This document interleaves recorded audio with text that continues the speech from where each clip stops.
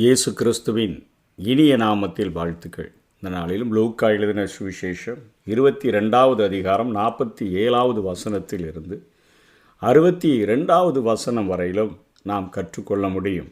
இந்த பகுதியிலே யூதாஸ் காரியோத்து இயேசு கிறிஸ்துவை முத்தத்தினால் காட்டி கொடுக்கிறதையும், இயேசு அவனை பார்த்து முத்தத்தினாலையா என்னை காட்டி கொடுக்கிறாய் என்று கேட்ட கேள்வியையும், அதனைத் தொடர்ந்து பேதுரு இயேசுவை மறுதலிக்கிற காரியத்தையும் நாம் இந்த பகுதியிலே பார்க்க முடியும்.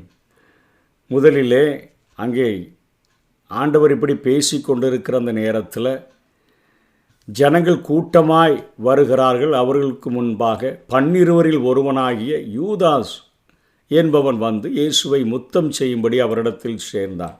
இயேசு அவனை நோக்கி, யூதாசே, முத்தத்தினாலேயா மனுஷகுமாரனை காட்டி கொடுக்கிறாய் என்று ஆண்டவராய் இயேசு கேட்கிறார். லூக்கா மாத்திரம் இதை பதிவிட்டுள்ளார். இன்றைக்கு அநேகர் தங்களுடைய வாழ்க்கையிலே உதடுகளினால் ஆண்டவரை நெருங்குகிறார்கள், உதடுகளினால் கனம் பண்ணுகிறார்கள், உதடுகளினால் ஆராதிக்கிறார்கள், உதடுகளினால் ஆண்டவருக்கு பிரியமான காரியங்களை செய்கிறது போல பேசுகிறார்கள். உங்களுடைய பக்தியானது காலையில் அது தோன்றுகிற ஒரு மேகத்தைப் போலவும் இரவல பெய்கிற ஒரு பனியைப் போலவும் இருக்கும் என்று வேதம் சொல்லுகிறபடி இன்றைக்கு அநேகருடைய பக்தியானது காணப்படக்கூடியதாக இருக்கிறது. இவர்கள், இந்த ஜனங்கள் உதடுகளினால் என்னை கனம் பண்ணுகிறார்கள், இவர்களுடைய உள்ளமோ தூரமாயிருக்கிறது என்று சொல்லி தீர்க்கதரிசிகளின் மூலமாக தன்னுடைய ஜனங்களை குறித்து நொந்து போன ஆண்டவர் இங்கே 12 சீஷர்களில் ஒரு சீஷன் 3.5 வருடம் அவரோடு கூட பயணித்த போதிலும், அப்போஸ்தலர் என்கிற ஒரு மிகப்பெரிய அந்தஸ்தை பெற்று அவரால் ஊழியத்திற்கு அனுப்பப்பட்ட போதிலும், பணப்பையையும் சாமான் பையையும் சுமக்கிறவனாக அவன் இருந்த போதிலும் கூட அவன் உதடுகளினால் ஆண்டவரை நெருங்கினானே ஒழிய தன்னுடைய உள்ளமோ தூரமாய் இருந்தபடியினால் அவன் கிரியைகளினால் ஆண்டவரை நோக செய்கிறவனாக அவன் காணப்பட்டான். பணத்துக்கு ஆசைப்பட்டு ஆண்டவராகிய இயேசு கிறிஸ்துவை காட்டி கொடுக்கிறதற்கு துணிந்ததை நாம் பார்க்கிறோம். அதே போலத்தான் இன்றைக்கு கிறிஸ்துவை பின்பற்றுகிறவர்கள் என்கிற பெயரை கொண்டு இன்றைக்கு உலகத்தில் காணப்படுகிற கண்களின் இச்சையில், மாம்சத்தின் இச்சையில், ஜீவனத்தின் பெருமையில் மாட்டிக்கொண்டு இன்றைக்கு ஆண்டவரை மறுதலிக்கிற, வெளியே பார்க்கும் பொழுது அவர்களுடைய காரியங்களெல்லாம் மிகவும் பரிசுத்தம் போல தோன்றினாலும் அவர்களுடைய கிரியைகள் அவருடைய உள்ளான ஸ்பாவங்களிலே மாம்சத்திற்குரியவர்களாய் வாழ்ந்து ஆவிக்குரியவர்களாய் இல்லாதபடியினால் இன்றைக்கும் ஆண்டவராகிய இயேசு கிறிஸ்து மனம் நோகக்கூடியவராக இருக்கிறார்.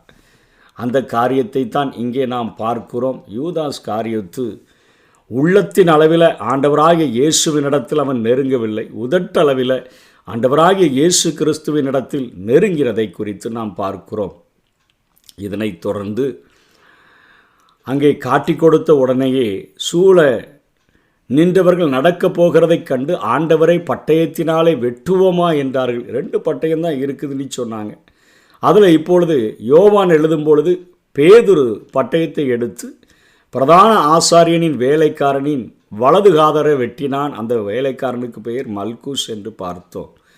இப்பொழுது மாம்சத்திற்குரிய கிரியையை இங்கே பேதுரு அங்கே செய்கிறதை பார்க்கிறோம். உள்ளத்தில் ஆண்டவராகிய இயேசு கிறிஸ்துவின் மேலே நேசம் இருக்குது, ஆனால் அங்கே மாம்சத்திற்குரிய கிரியையை அவன் செய்கிறதை பார்க்கிறோம்.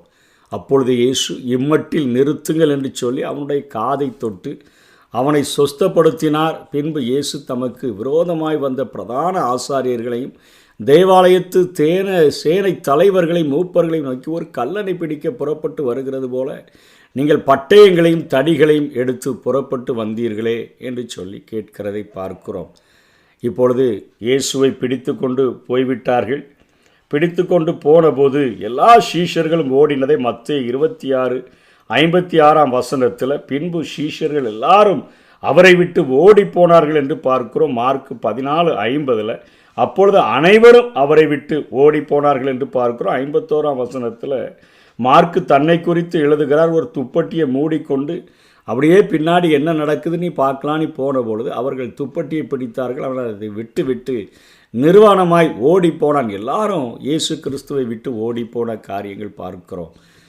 ஆனால் பேதுரு மாத்திரம் அப்படியே மெதுவாக பின்னாடி போகிறான். தூரத்தில் பின் சென்றான் என்று 54வது வசனத்தில் பார்க்கலாம். அவர்கள் முற்றத்தின் நடுவிலே நெருப்பை மூட்டி அதை சுற்றி உட்கார்ந்த போது பேதுருவும் அவர்கள் நடுவில் உட்கார்ந்தான்.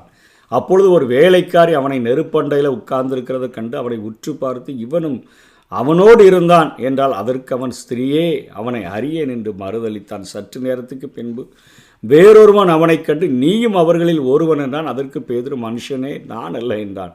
ஏறக்குறைய 1 மணி நேரத்துக்கு பின்பு வேறொருவன் அவனை பார்த்து, மெய்யாகவே இவனும் அவனோடு இருந்தான், இவன் கலிலேயன்தான் என்று சாதித்தான். அதற்கு பேதுரு, மனுஷனே, நீ சொல்லுகிறதை அறியேன் என்றான். அவன் இப்படி சொன்ன உடனே சேவல் கூவிற்று. அப்பொழுது கர்த்தர் திரும்பி பேதுருவை நோக்கி பார்த்தார்.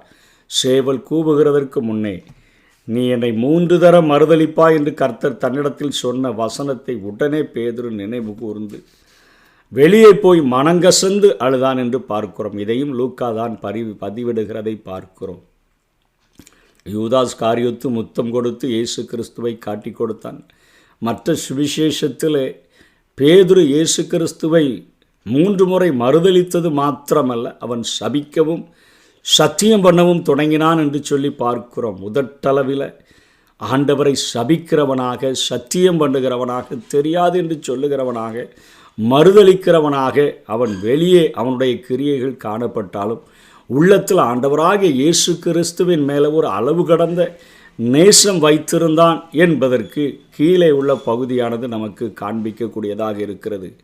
தன்னுடைய சந்தர்ப்ப சூழ்நிலைகளில் ஒரு விசை பட்டயத்தை எடுத்து அங்கே எதிரியினுடைய காதை வெட்டுகிறான். இன்னொரு முறை இயேசு கிறிஸ்துவுக்கு என்ன நடக்க இருக்கிறது என்பதை பார்ப்பதற்கு பின்பாக போகிறான். சனகரின் சங்கத்திலெல்லாம் அவங்க பேசி முடிவாயிடுச்சு, எப்படியாவது இயேசுவை சிலுவையில் அறைந்து விடுவார்கள் என்று தெரிந்து விட்டது. அவ்வுள்ளத்தில் அந்த அளவுக்கு இயேசுவின் மேலே ஒரு நேசம் இருந்த போதிலும் சூழ்நிலை நிமித்தமாக உதட அளவில் அவன் காரியங்களை செய்கிறதை பார்க்கிறோம்.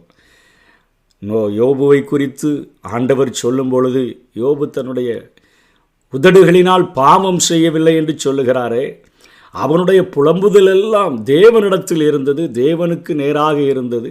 மனிதர்களிடத்தில் யோபுவினுடைய புலம்புதல்கள் காணப்படாததினால ஆண்டவர் அத்தனையா யோபுவை குறித்து மெச்சு கொள்ளுகிறதை பார்க்கிறோம். இன்றைக்கு ஒருவேளை நம்முடைய சூழ்நிலைகள் கடினமானதாக, நம்முடைய பாதைகள் கடினமானதாக இருந்தால் அறை வீட்டை பூட்டி கொண்டு ஆண்டவரிடத்தில் நாம் எதையும் கேட்கலாம். ஆண்டவர் நம்மிடத்தில் நம்மை நேசிக்கிறபடியினால், அப்பா பிதா என்கிற ஒரு உரிமையை நமக்கு கூப்பிடுகிறதற்கு தந்திருக்கிறபடினால் அவரிடத்தில் கேட்கலாம். ஆனால் மனிதரிடத்தில் குறைகளை சொல்லுகிறதற்கு, மனிதர்களிடத்தில் நம்முடைய பிதாவை விட்டு கொடுக்கிறதற்கும், தன்னுடைய சொந்த இரத்தத்தையெல்லாம் சிந்தி நம்மை மீட்டெடுப்பதற்காய் வந்த இயேசு கிறிஸ்துவை விட்டு கொடுப்பதற்கும், நம்மோடு கூட நம்மை தேற்றி நடத்துகிற சத்திய ஆவியாகிய தேற்றரவாளனை வார்த்தைகளினால் விட்டு கொடுக்கிறதற்கும் வேதம் நமக்கு இடம் கொடுக்கிறதில்லை.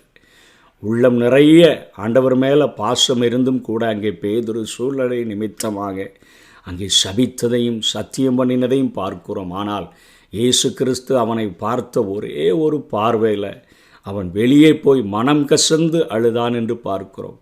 இன்றைக்கு நம்முடைய பார்வையில் ஒருவேளை யூதாசு முத்தம் செய்து காட்டிதானே கொடுத்தான், பேதுரு சபிச்சு சத்தியெல்லாம் பண்ணிட்டானே என்று சொல்லி நாம் தெரிந்திருந்தாலும் கூட ஆண்டவராகிய இயேசு கிறிஸ்துவினுடைய ஒரே ஒரு பார்வை அவனுடைய உள்ளத்தை நொறுக்கினதை பார்க்கிறோம். மனம் கசந்து அழுதான். தேவனுக்கு ஏற்கும் பலிகள் நொறுங்குண்ட ஆவிதான். தேவனே, நொறுங்குண்டதும் நறுங்குண்டதுமான இருதயத்தை புறக்கு நீர், சிறுமைப்பட்டு ஆவியில் நொறுங்குண்டு என் வசனத்துக்கு நடுங்குகிறவனே நோக்கி பார்ப்பேன் என்று சொல்லுகிறாரே.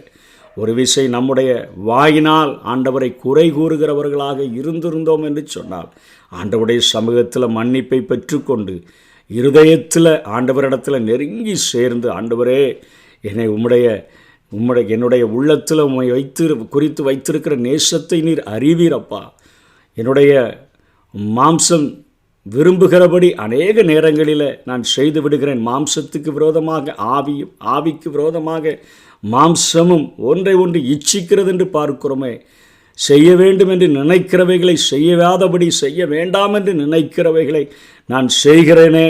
நான் ஆவிக்குரிய ஒரு மனிதனாக வாழ வேண்டும், ஆவியினுடைய அந்த செய்கைகளினால் மாம்சத்தின் கிரியைகளை நான் அழிக்கிறவனாக காணப்பட வேண்டும் என்று சொல்லி ஜெபித்தோம் என்று சொன்னால், உலகத்தில் ஒரு முழுமையான ஆவிக்குரியவர்களாக, இயேசு கிறிஸ்துவை நேசிக்கிறவர்களாக, நொறுங்கின இருதயத்தோடு கூட அவரை பின்பற்றுகிறவர்களாக நாம் வாழ முடியும். கர்த்தர் தாமே நம்மை ஆசீர்வதிப்பாராக. ஆமென். என் ஆத்மாவும் சரீரமும் என் ஆண்டவர்க்கே சொந்தம்.